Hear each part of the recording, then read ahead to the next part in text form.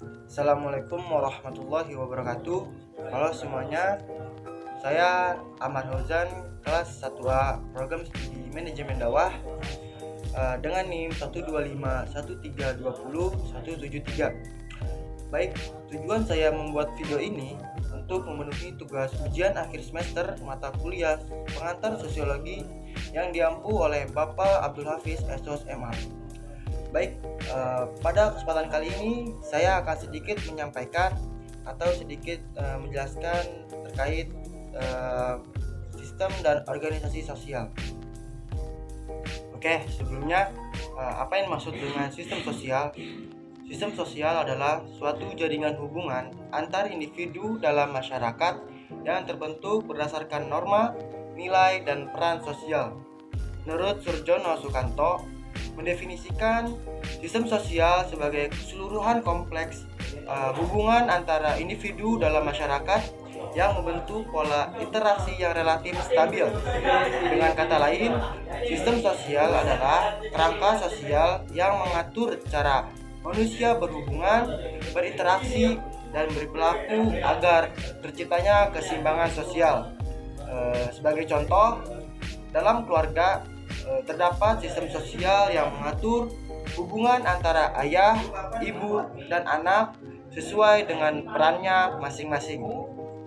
Adapun unsur-unsur dari sistem sosial, yang pertama ialah status dan peran sosial. Status adalah posisi seseorang dalam masyarakat, sedangkan peran adalah perilaku yang diharapkan dari seseorang sesuai dengan statusnya. Contohnya seperti guru memiliki status sebagai pendidik dan peran untuk mengajar serta membimbing para muridnya. Nah, yang kedua ada nilai dan norma sosial. Nilai sosial menjadi pedoman hidup tentang apa yang dianggap baik dan buruknya. Sedangkan norma sosial merupakan aturan yang mengatur perilaku agar sesuai dengan nilai tersebut.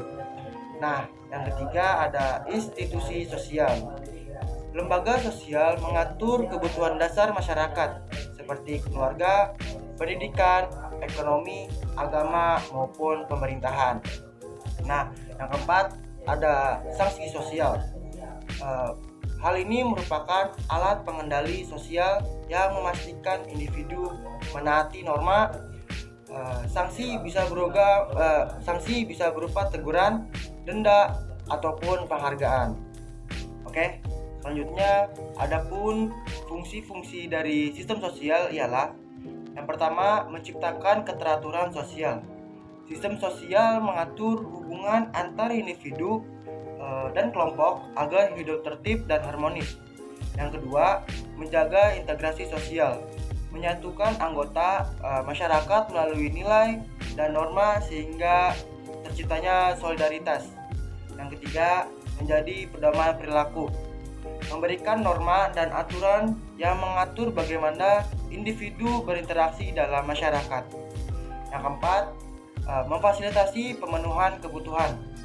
Hal ini dapat membantu individu dan kelompok memenuhi kebutuhan sosial, ekonomi, dan budaya secara kolektif. Teman-teman, sekarang kita masuk pembahasan organisasi sosial. Apa itu organisasi sosial? Ini adalah kelompok sosial yang dibentuk oleh individu-individu yang memiliki suatu tujuan, nilai, dan sebuah kepentingan bersama. Organisasi ini muncul karena adanya kebutuhan manusia untuk bekerja sama demi mencapai hasil yang tidak bisa dicapai secara individual.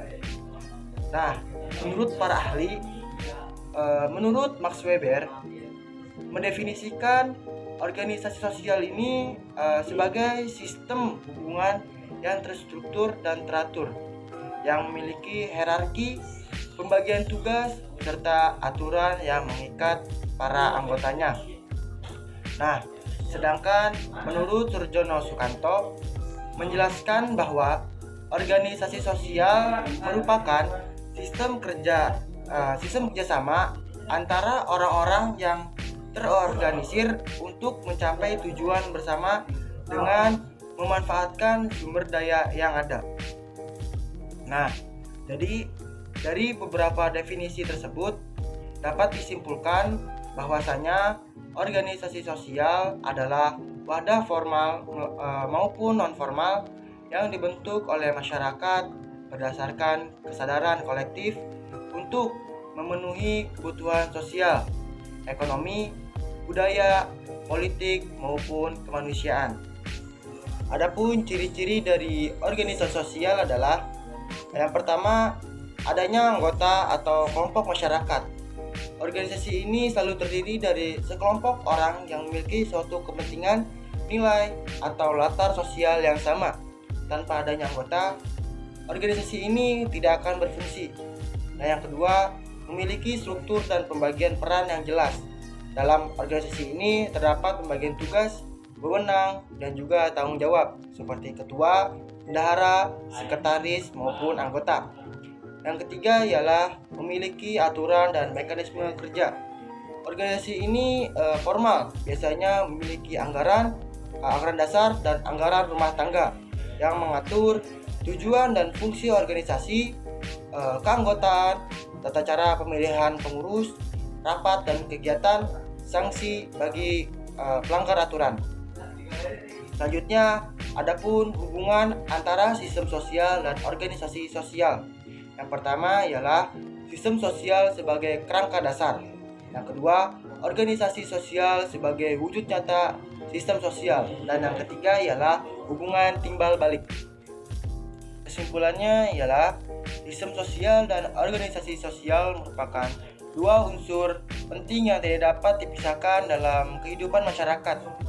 Sistem sosial berfungsi sebagai kerangka dasar yang mengatur pola hubungan antar individu dan kelompok melalui nilai norma, status, serta peran sosial.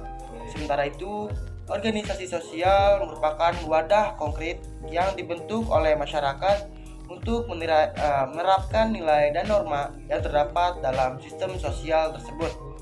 Melalui organisasi sosial, masyarakat dapat berpartisipasi aktif dalam berbagai kegiatan sosial, ekonomi, budaya, dan juga keagamaan. Mungkin cukup sekian yang dapat saya sampaikan. Kurang lebihnya mohon maaf.